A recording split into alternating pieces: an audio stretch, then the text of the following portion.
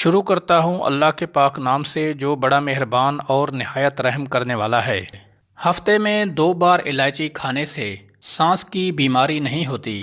پالک کے پتوں کا رس آنکھوں پر لگانے سے بینائی تیز ہو جاتی ہے۔ دھنیے کی خوشبو سونگھنے سے نیند جلدی آ جاتی ہے۔ سفید مرغا گھر میں رکھنے سے گھر پر جادو کا اثر نہیں ہوتا۔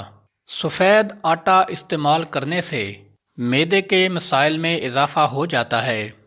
اونٹنی کا دودھ بھوک کی کمی کو دور کر دیتا ہے۔ مسکرانے سے دل کی نالی صاف ہوتی ہے۔ چکور کا گوشت کھانے سے لکوہ کی بیماری دور ہو جاتی ہے۔ اگر چاول زیادہ کھائیں گے تو دمہ کی بیماری آپ کو گھیر لے گی۔ گوشت کے ساتھ انڈا کھانے سے بدن میں الرجی کی پرابلم ہو سکتی ہے۔ کچے پھل کھانے سے آپ کے بال نہیں جھڑیں گے۔ جو خواتین کھانا بناتے وقت درود پاک پڑھتی ہیں ان کے کھانے میں ذائقہ اور برکت بڑھ جاتی ہے۔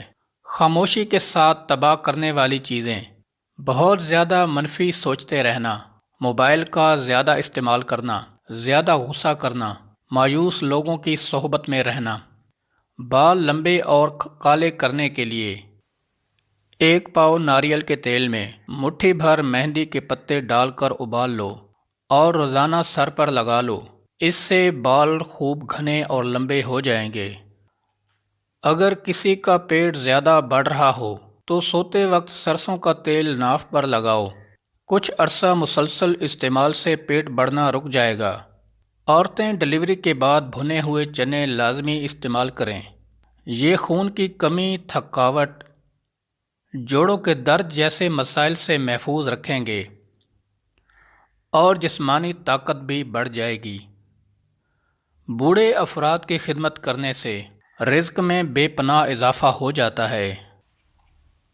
روزانہ چہرے پر کچا دودھ لگانے سے چہرے کی میل صاف ہو جاتی ہے۔ چہرے کا رنگ نکھرتا ہے اور چہرے پر چمک آ جاتی ہے۔ اگر اچانک زیادہ کھانسی آنے لگے تو چھوٹی سی مصری منہ میں رکھ لینے سے کھانسی آنا بند ہو جائے گی۔ بدن کی قوت میں اضافہ کرنا ہے تو ہلدی والا دودھ روزانہ استعمال کرو۔ چاول کھا کر پانی پینے سے جوڑوں کے درد کی بیماری ہو جاتی ہے۔ سرسوں کے تیل کو پیٹ پر مسل کر اوپر سے کپڑا باندھ دینے سے پیٹ کی چربی چند دن میں کم ہو جاتی ہے۔